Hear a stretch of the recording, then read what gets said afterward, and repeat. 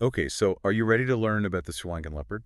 Definitely. I am. I've been looking forward to this one. Me too. I've done a bunch of research, and it's really interesting. Yeah, it's such an amazing animal, and it's listed as endangered, so that's always a bit of a... A bit of a downer, right? Like it makes you think about what we're doing to the planet. Yeah, exactly.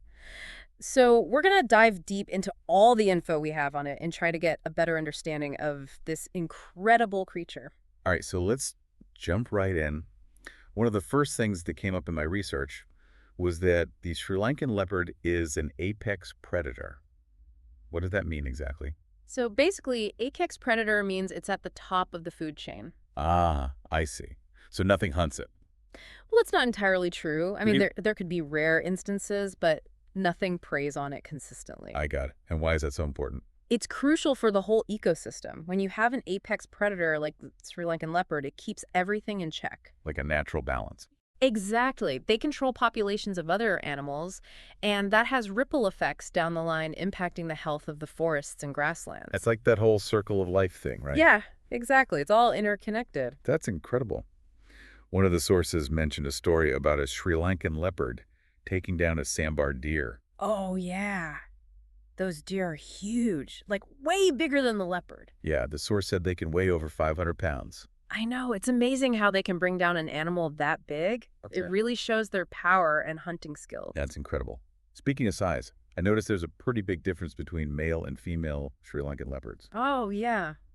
That's common in a lot of big cats. So is there a reason for that difference? Well, part of it is to do with competition. Males are usually bigger because they fight each other for territory and mating rights. So it's like a survival advantage. Exactly. The bigger you are, the more likely you are to win a fight and pass on your gains. Makes sense. And what about the females? Well, females are generally smaller and more agile, which makes them better suited for hunting in dense forests and raising their cubs. Ah, so their size is more adapted to their specific role. Yeah, it's all about survival of the fittest, and each sex has evolved to be the best at what they do. That's so fascinating. Yeah. Now I'm curious about what they actually look like. Oh, they're absolutely stunning. I was reading about their tawny yellow coat and those distinctive dark rosette patterns. Yeah, it's hard to describe how beautiful they are. You have to see it to believe it. Can you try to paint a picture for us? Okay, so imagine you're walking through the Sri Lankan jungle.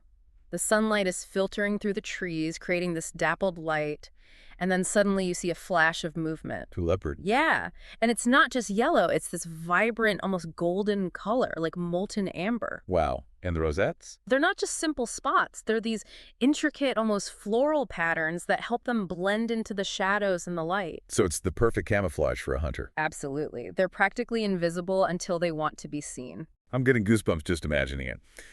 So we know they live in the jungle, but are there other habitats where they can be found? Oh, yeah. They're incredibly adaptable. They live in dry forests, rainforests, grasslands, and even mountainous regions. Really? That's pretty impressive. Yeah, it shows how resilient they are. They've managed to thrive in all sorts of environments. But even with all that adaptability, they're still considered endangered, right? Sadly, yes. Yeah. And there are a number of reasons for that. I bet habitat loss is a big one. It's definitely a major factor. Yeah. Deforestation for agriculture and development is shrinking their hunting grounds. So basically, humans are taking away their homes. Yeah, and that forces the leopards into smaller and smaller areas, which leads to all sorts of problems like inbreeding and disease. So it's not just about losing space. It's about the consequences that come with it. Exactly. It's a domino effect. And then there's poaching. Unfortunately. Yeah. There's still a demand for leopard parts in the illegal wildlife trade.